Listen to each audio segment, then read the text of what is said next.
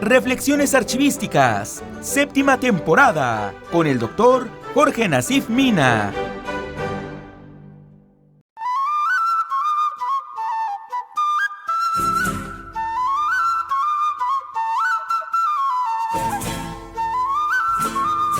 Hola queridos amigos, ¿cómo están?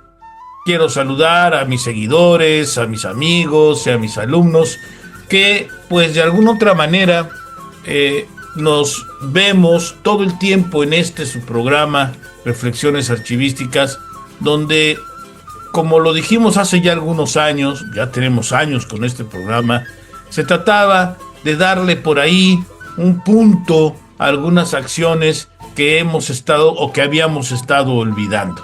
Ahora platicando obviamente con este asunto de importancia que es precisamente hablar sobre los archivos y la transparencia, este tema que ha sido polémico, la transparencia y el acceso a la información, y que los archivos son fundamentales para que se pueda llevar a buena ejecución. Ahora es el 6º programa de la 7ª temporada y el subtema que hemos estado trabajando programa pasado y ahora que es la segunda parte, es la relación existente entre la clasificación archivística, la transparencia y el acceso a la información. Pues bien, queridos amigos, la clasificación archivística. Fíjense ustedes que el tema es importante y es interesante cuando lo podemos ir intermezclando con la transparencia y el derecho a la información. En México, desde 2002, entró la era de lo que llamaron la transparencia y el derecho a la información pública, rompiendo con la práctica constante de que toda información contenida en documentos era confidencial y solamente la podía consultar la unidad administrativa que la producía o la administraba, negando todo tipo de consulta interna y sobre todo externa, interna y externa, de esa información. De tal manera, se inició la construcción, muy lenta, a causa del poco interés de las autoridades, de un camino para llegar a establecer una cultura archivística en la administración pública. Camino que, por desgracia, ha tardado ya muchos y largos años sin resultado alguno. Debemos ser sinceros. Cierto es que se ganó mucho con las leyes de transparencia y acceso a la información pública en el país y con la conformación de los órganos garantes que se crearon para tales efectos. Cierto es que ya no se niega información como antes, considerando la propiedad de quien la producía, administraba o guardaba. Pero, ¿qué tipo de información se da? ¿En qué testimonio documental se sustenta que es verídica? ¿Se otorga la información pública completa? Es decir, el proceso informativo desde su inicio hasta que se resuelve el trámite o el propio proceso administrativo como tal. Se determina la inexistencia de la información porque se dice que no se encuentra en los archivos. Preguntas constantes que se han dado desde el inicio. Preguntas que no se han contestado y que al quererse contestar propician de nueva cuenta opacidad en el derecho a la información y por ende un retroceso en las administraciones públicas, ya fueran la federal, las estatales, las municipales, sin dejar de soslayo, lógicamente, los poderes legislativo y judicial. Tanto poderes federales como locales, los que también están sujetos al artículo 6º constitucional en todas sus fracciones. Si los archivos públicos se han considerado como la columna vertebral de la transparencia y acceso a la información pública, la clasificación archivística se convierte en el instrumento vital para la archivística, que en su aplicación es, finalmente, el cuadro general de clasificación, su conformación.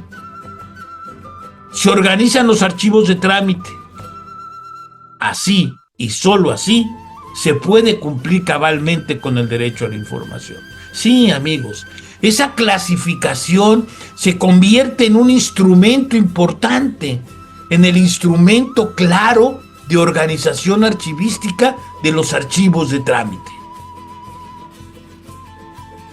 Y entonces podemos abrir el acceso a expedientes contables, administrativos, legales, fiscales, que versan sobre derechos humanos, electorales, licencias de construcción, sobre recursos materiales, servicios generales, sobre asuntos jurídicos, presupuestos, obras públicas, pólizas, contratos, préstamos, administración de la justicia, recursos humanos, asuntos de gobierno, licitaciones, políticas gubernativas, asuntos clínicos, inmobiliarios, políticas públicas, compras, ventas, planeación y proyectos y evaluación de los mismos, etc.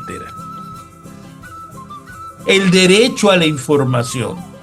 Si vemos esta tercera lámina, el derecho a la información tiene un punto de conexión. Un punto de conexión importante.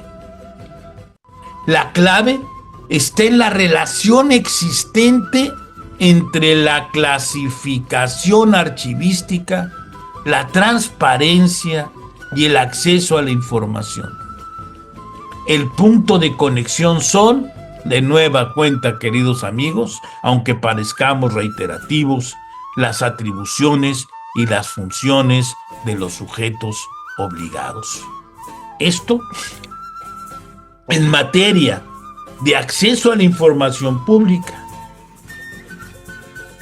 genera cuando un ciudadano solicita información, apegándose a la Ley General de Transparencia, se penetran las atribuciones y funciones de cada unidad administrativa a la que se solicita la información, la que se produce como resultado del cumplimiento estricto de esas atribuciones y funciones y se reconecta de nueva cuenta con el derecho a la información.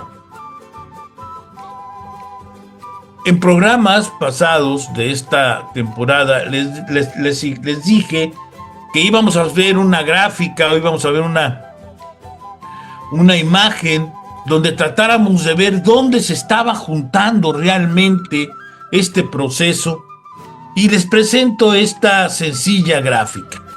En una vertiente inicial tenemos el derecho a la información, rendición de cuentas, tenemos la organización de los archivos. En otra, cruzando, tenemos la anticorrupción, el proceso anticorrupción y la transparencia.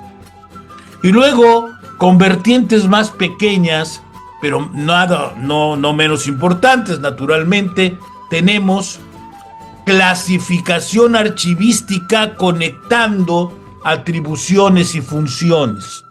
Y tenemos los documentos vitales de la información, estos vitales importantes, es decir, el reglamento interior de las unidades administrativas y el manual de organización específico. Aquí podemos ver en dónde se están conectando. Hay un punto de conexión. Esto es, queridos amigos, la relación existente entre la transparencia y la clasificación archivística, y emana lógicamente y de nueva cuenta en esta parte fundamental que son atribuciones y funciones que me van a dar origen a un cuadro de clasificación archivística y que voy a tenerlo como sustento y testimonio el reglamento interior y el manual de organización específico. Así se organizan los archivos. Así se solicita la transparencia y se cumple. Así se da derecho a la información y a la rendición de cuentas, y así se da la lucha anticorrupción. Y todo va engranado, como lo pueden ver ustedes, dentro de lo que conocemos como la organización archivística. La organización de nuestros archivos que se convierten en un instrumento vital, que se convierten en las herramientas necesarias para el cumplimiento. El próximo programa vamos a dar inicio con el análisis de lo que se convirtió en un decreto constitucional de una reforma de transparencia. Y vamos a tratar de observar y ya vamos a analizar el artículo 6º constitucional, cómo es que queda y cómo afecta al trabajo de los archivos. Queridos amigos, muchísimas gracias por su presencia.